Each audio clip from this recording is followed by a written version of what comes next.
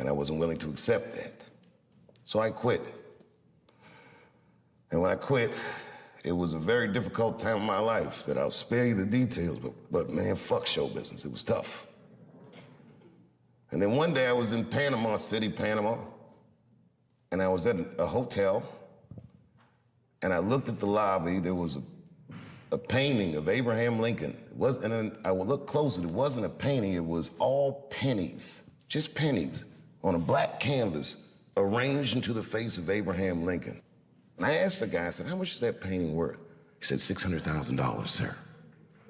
And I looked at the pennies that made up the painting, and I was like, that's like $300 worth of pennies.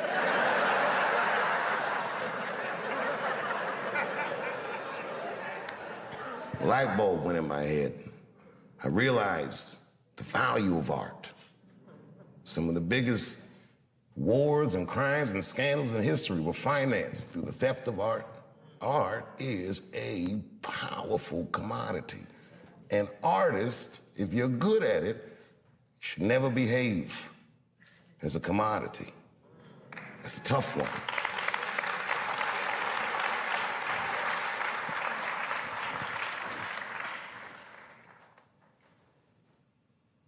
And then I gave up. I said, this is probably it. I accepted the fact that the career I thought I was gonna have was over, but I started to rediscover just my art for its own sake. I would go to comedy clubs, and I worked for way less money than I ever had, and I enjoyed it more than any of the work I ever did. It was probably the best work I'll ever do, because it was so honest. It was so sincere. There was no media, there was no studio, there was no scrutiny, just me and the crowds. And I did it night after night, and slowly but surely the crowds got bigger and bigger. And then suddenly people started to notice, and Polestar would say, Dave Chappelle has the tour of the year. And again, and then the year after that, and then the year after that. People kind of like me, oh, this guy, he's pretty funny. Time magazine released an article about Bill Cosby. The headline said, 50 funny and filthy rich. And I read that article, and it was when I was looking at his face before all that disgrace that I looked and I said, I could do that. I told my father, and my father said, well, then just do it. That's why I wouldn't even know where to start. And he said, well, look in the phone book. It was before the internet, if you're young. We used to have a book with phone numbers in it.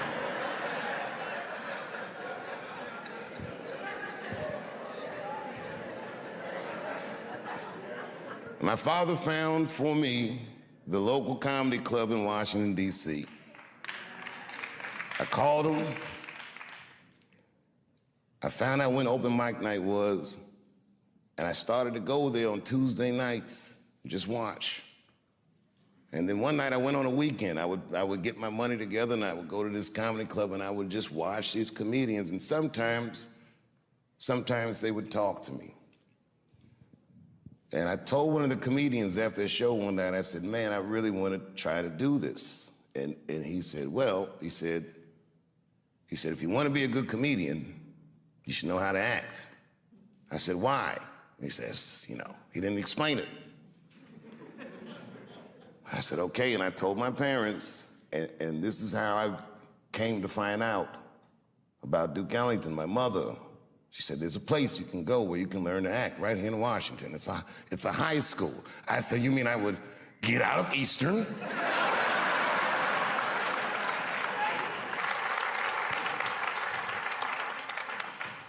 After I did Lorne Michaels, after I did Saturday Night Live, Lorne Michaels said something that I gotta share with you. He goes, you went to Peggy Caford School, didn't you?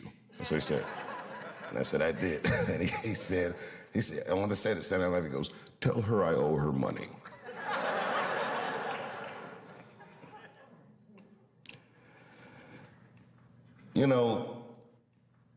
I never asked to have this theater named after me. Peggy asked me. She was ailing, and I went to her house to visit her. She said, I want you to put your name on the school. She said, it will help us raise money for the school. And to me, it was like, I felt like I'm a little young for that, and I'm still kind of using the name, you know what I mean? Let's see what I do with it first. You never know, Like, imagine if OJ named his son OJ Jr. Oh, Dad.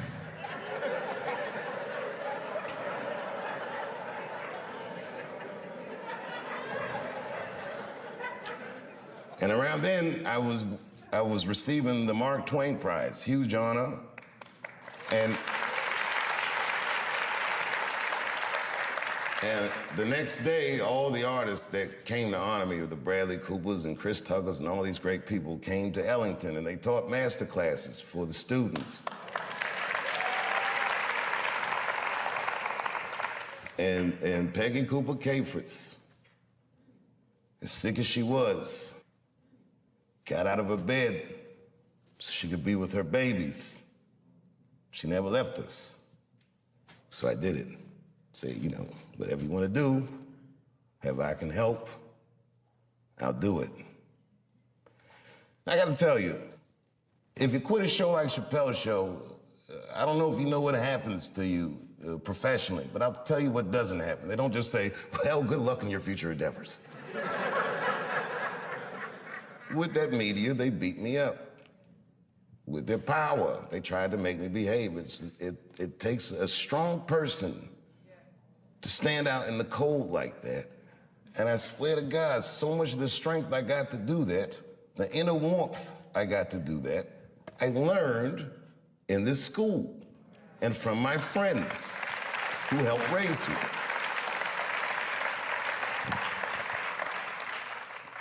So why wouldn't I do anything I could to help my benefactor? And the last time I came back, after the closer, when the kids were mad at me, I gotta tell you, that was quite the day. All the kids were screaming and yelling. I remember I said to the kids, I go, well, okay, well, what do you guys think I did wrong? And a line formed.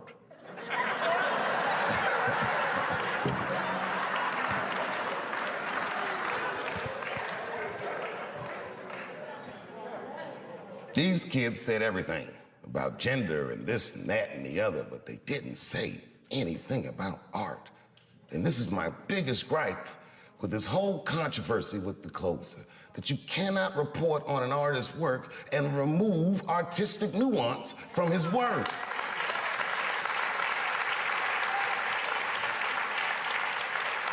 It would be like if you were reading a newspaper and they say, man shot in the face by a 6-foot rabbit, expected to survive. You'd be like, oh my God. And they never tell you it's a Bugs Bunny cartoon.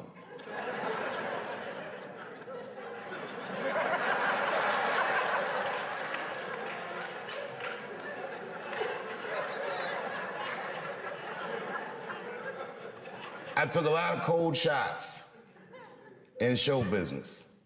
And I gotta tell you, as the years go on, you feel the shots less and less as just the business, is what you say. But that one, that day, boy, that day they hurt me. When I heard those talking points coming out of these children's faces, that really, sincerely hurt me.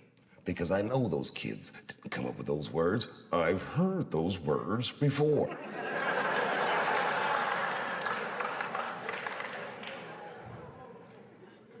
The more you say I can't say something, the more urgent it is for me to say it. And it has nothing to do with what you're saying I can't say. It has everything to do with my right, my freedom of artistic expression that is valuable to me, that is not separate from me. It's worth protecting for me, and it's worth protecting for everyone else who endeavors in our noble, noble professions. And these kids didn't understand that they were instruments of oppression. And I didn't get mad at them. They're kids, they're freshmen, they're not ready yet. They don't know. What made me mad, and I am this petty,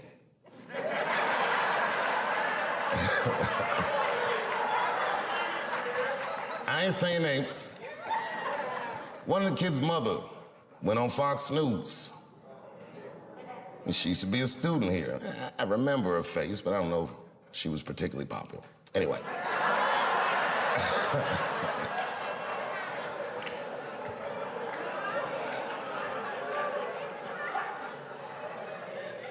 She was in the literary media arts department. She said a lot of things that I didn't like, a lot of things, but, you know, that's her right. Things she said that got to me. She said, at Duke Ellington, that theater was a sanctuary for students. I used to sit there and meditate. Well, of course you'd meditate. You were a literary media arts student. We didn't meditate in here, we got to work. But okay, fine. I would sit in there and meditate, she said.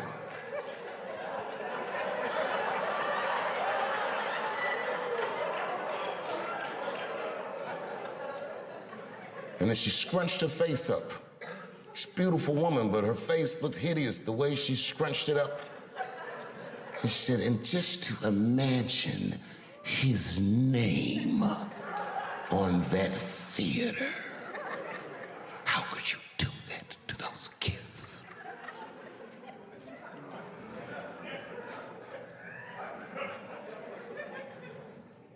Listen.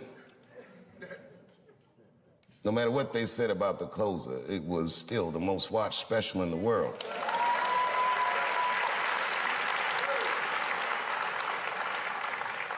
And I am still of the mind, and I say this with all humility, it is a masterpiece, and I challenge all my peers to make its equal. They cannot. I am sure.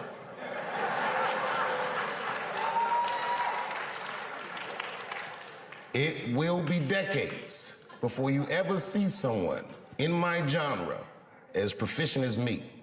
I am maybe a once-in-a-lifetime talent. I am telling you the truth. All right, so I just watched this incredibly powerful clip of Dave Chappelle talking about a time when there was no media, and I'm sitting here absolutely stunned by what I just witnessed. Like, this isn't just comedy. This isn't just social commentary. This is Dave Chappelle doing what he does better than almost anyone alive. Taking us on a journey through history, through culture, through human nature, and making us see things we've never seen before, understand things we've never understood before, and question things we've never questioned before. This is why Dave Chappelle is considered one of the greatest comedians of all time. Because he's not just funny, he's profound. He's insightful. He's a philosopher disguised as a comedian. So let me start by trying to unpack what Dave is talking about when he says there was no media. Because this could mean a lot of different things depending on context. And knowing Dave, he's operating on multiple levels simultaneously. He could be talking about a time before mass media existed, before television and radio and newspapers, when information traveled slowly and communities were isolated. Or he could be talking about a time before social media, before the internet changed everything about how we communicate and consume information. Or he could be talking about a time when certain stories weren't covered by media, when certain voices weren't heard, when certain perspectives were excluded from the narrative. And knowing Dave Chappelle, knowing his genius for layered storytelling and multiple meanings, he's probably talking about all of these things at once. He's probably using this phrase, "there was no media," as a lens through which to examine how media shapes reality, controls narratives, influences public opinion, and either amplifies or silences different voices, depending on who controls the media and what their interests are. Dave starts by painting a picture of what life was like before media existed, or before it had the pervasive influence it has now. And this is fascinating, because most of us, especially younger people, can't even imagine a world without constant media bombardment. We wake up and check our phones. We scroll through social media throughout the day. We watch television, listen to podcasts, read articles, consume content constantly. Media is the water we swim in. It's so omnipresent that we don't even notice it anymore. But Dave is taking us back to a time when that wasn't the case. When communities got their information from each other, from word of mouth, from direct experience, from local storytellers and elders who passed down knowledge and history orally. When your understanding of the world was limited to what you could see with your own eyes, hear with your own ears, experience directly, or learn from people in your immediate community. And Dave talks about how this had both advantages and disadvantages. The disadvantage is obvious: limited information, limited perspective, limited understanding of the broader world. If you lived in a small community with no media, you might never know what was happening in the next town over, let alone in other countries or continents. Your worldview would be necessarily narrow, provincial, limited by geography and circumstance. But the advantage, Dave suggests, is that the information you did have was direct, unfiltered, unmediated. You weren't getting your understanding of reality through corporate media filters, through political spin, through algorithmic manipulation. You were getting it from real human beings with whom you had real relationships. And there was something authentic about that, something trustworthy, something grounded in actual human experience rather than manufactured narratives. Dave then starts talking about what happened when media emerged and how it changed everything. And this is where he really starts cooking, because he's analyzing how media doesn't just report on reality, it shapes reality. It decides what's important and what's not by deciding what to cover and what to ignore. It decides who's credible and who's not by deciding who gets a platform and who doesn't. It decides what's true and what's false by deciding which narratives to amplify and which to suppress.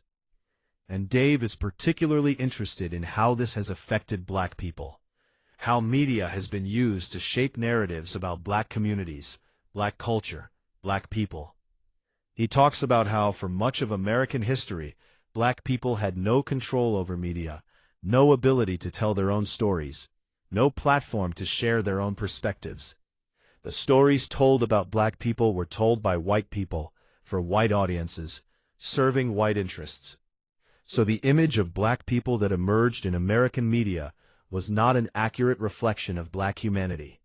It was a distorted, caricatured, dehumanizing image designed to justify slavery, then segregation, then ongoing discrimination and inequality. Black people were portrayed as lazy, stupid, criminal, dangerous, hypersexual, violent.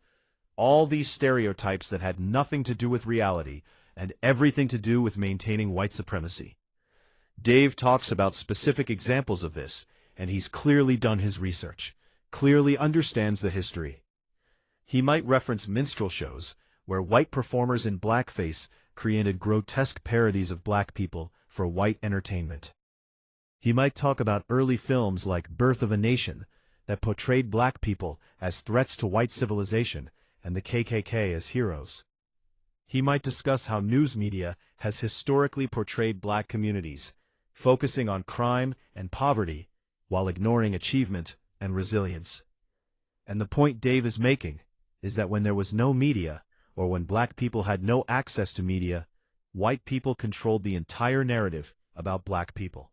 They could say whatever they wanted, create whatever image served their purposes, and Black people had no way to counter it, no way to tell their own stories, no way to present themselves as fully human.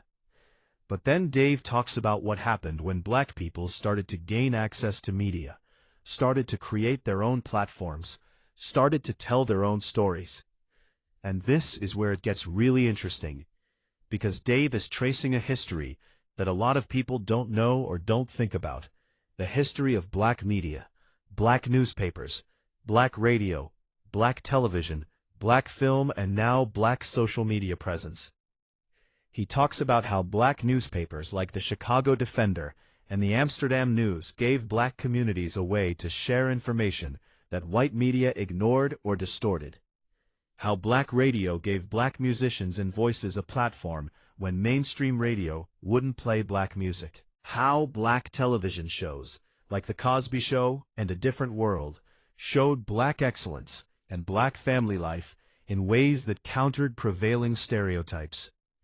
How Black filmmakers like Spike Lee created complex portrayals of Black life that white Hollywood would never produce.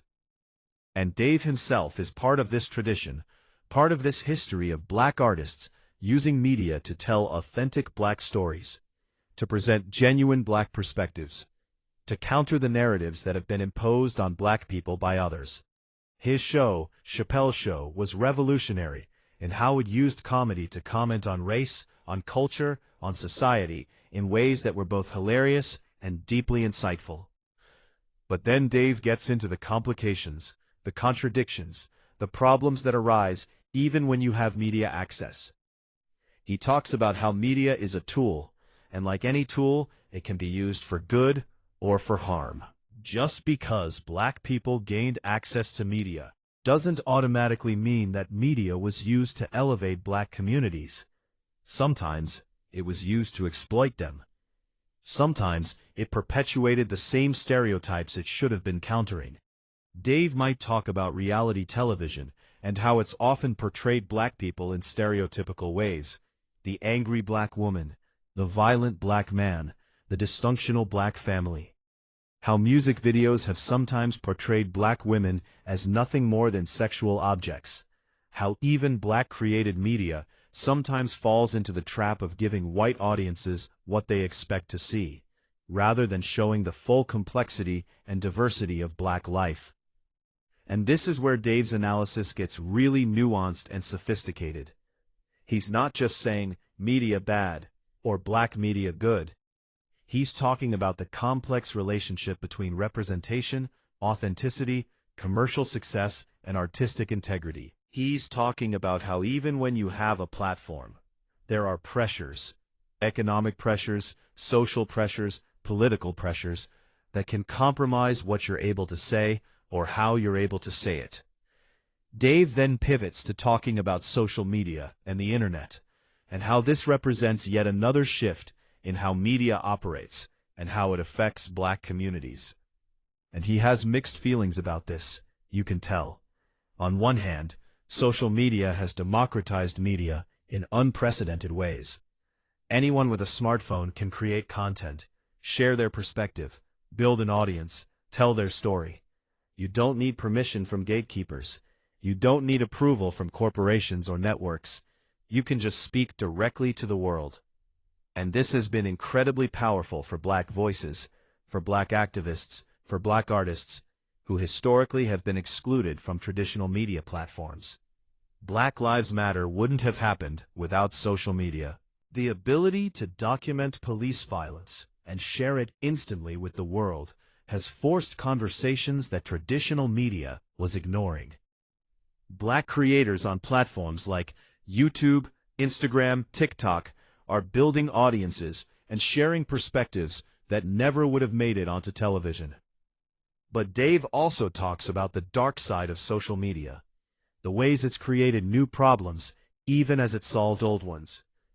He talks about how social media amplifies outrage, rewards controversy, encourages performance over authenticity, how it creates echo chambers where people only hear perspectives they already agree with, how it spreads misinformation at unprecedented speed, how it's weaponized for harassment and abuse, how it's used for surveillance and control. And Dave talks about how this affects him personally, how as a public figure, anything he says can be clipped, taken out of context, spread across social media, and used to create narratives that have nothing to do with what he actually meant. How social media has made it almost impossible to have nuanced conversations about complicated topics, because everything gets reduced to sound bites and hot takes designed to generate clicks and engagement rather than understanding. He might tell stories about times when social media mobs came after him for things he said in his comedy, how people who've never seen his full shows or understood his full perspective form strong opinions about him based on 15-second clips. How exhausting it is to exist in this environment where everything you say is being recorded, scrutinized, interpreted in the least charitable way possible, and used as ammunition by people who already decided they don't like you. And Dave connects this back to the idea of there was no media.